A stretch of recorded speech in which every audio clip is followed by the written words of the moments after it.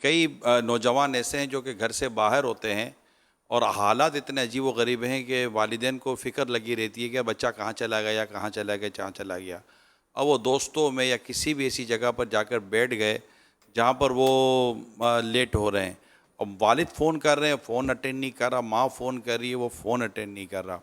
اچھا، فون بھی اٹینڈ نہیں کر رہا اور رسپونڈ بھی نہیں کر رہا، میسیج بھی نہیں کر رہا کہ میں آپ کو جواب دے رہا ہوں. اب ان بیچاروں کو یہ ٹینشن شروع ہو جاتا ہے، اللہ نہ کرے کہ یار کوئی موبائل لے کے چلا گیا، کوئی بچے کو مار دیا، کوئی اٹھا کر چلا گیا، کوئی حادثہ ہو گیا. ایسے میں پھر وہ رات کو 1:30-2-3 بجے جس سے بجے گھر پر آئے گا تو ماں پریشان، باپ پریشان، فون نہیں اٹھاتے ہو. اب وہ اس ڈر سے کہ یار اٹھاؤں گا تو 4 باتیں سنائیں گے، یہ سنائیں گے، وہ سنائیں گے، دوستوں میں بیٹھا ہوا ہوں، تھوڑا میں گپ شپ لگا رہا ہوں وغیرہ وغیرہ.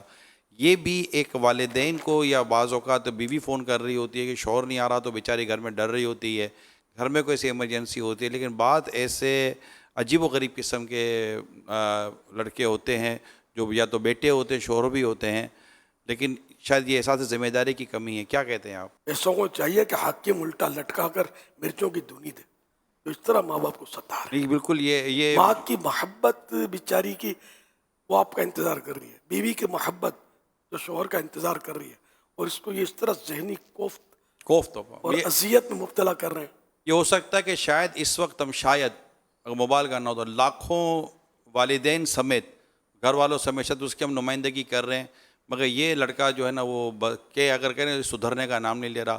ماں تنگ، باپ تنگ، اور بیوی بچے یہ سب تنگ، مگر یہ نہیں مطلب کہ اس معاملے میں تعاون نہیں کر رہا، رسپانس نہیں کر رہا، جس کی وجہ سے بہت تکلیف ہو جاتی ہے. واقعی یعنی کہ بہت برا بندہ ہے جو اس طرح ماں باپ کو تکلیف دے رہا ہے، حالانکہ کسی کو بھی تکلیف نہیں دینی چاہیے.